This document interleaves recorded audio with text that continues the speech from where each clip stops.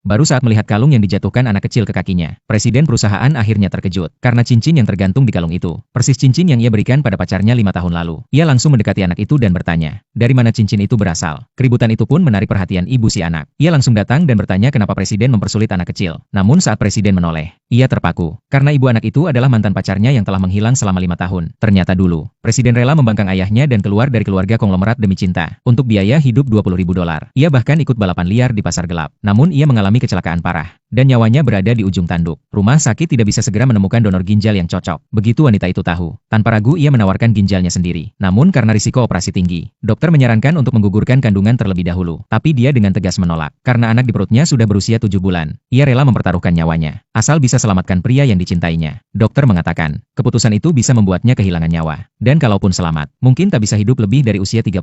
Namun ia tetap bersikeras. Setelah berhasil menyelamatkan nyawa presiden, ayah presiden bukannya berterima kasih, malah menuduh wanita itu wanita matre yang ingin masuk keluarga kaya. Menganggap kecelakaan anaknya adalah salah wanita itu. Ayahnya lalu menyerahkan surat pernyataan pengakuan bersalah. Ternyata dalam kecelakaan itu, presiden tak sengaja melibatkan satu keluarga. Meski keluarga korban sudah menerima ganti rugi, namun tetap menuntut presiden harus dipenjara 5 tahun. Ayahnya bersedia menyelamatkan masa depan presiden, asal wanita itu mau menggantikannya masuk penjara. Sebagai imbalan, presiden akan disembuhkan dan mewarisi seluruh aset keluarga demi masa depan pria yang dicintainya. Wanita itu menyetujui. 3 hari kemudian, ia mengatur skenario perpisahan, menyewa teman sebagai pacar kaya, menghina presiden sebagai pria miskin yang tak bisa memberi hidup layak, lalu memberikan surat hasil aborsi palsu, membuat presiden percaya bahwa anak mereka telah digugurkan. Ia juga mengatakan bahwa ia tak pernah mencintai presiden, lalu naik ke mobil mewah dan pergi. Meski presiden berteriak memanggilnya, ia tetap tak menoleh. Namun di dalam mobil, ia menangis sejadi-jadinya. 5 tahun berlalu, ia keluar dari penjara. Selama ini, pacar palsunya yang merawat anak mereka. Anak yang lahir prematur itu mengidap penyakit jantung bawaan dan sering keluar masuk rumah sakit. Saat sedang pulang bersama, penyakit anak itu kambuh lagi. Setelah dilarikan ke rumah sakit, dokter mengatakan harus segera dioperasi. Jika tidak, nyawanya terancam. Namun biaya operasi sebesar $300.000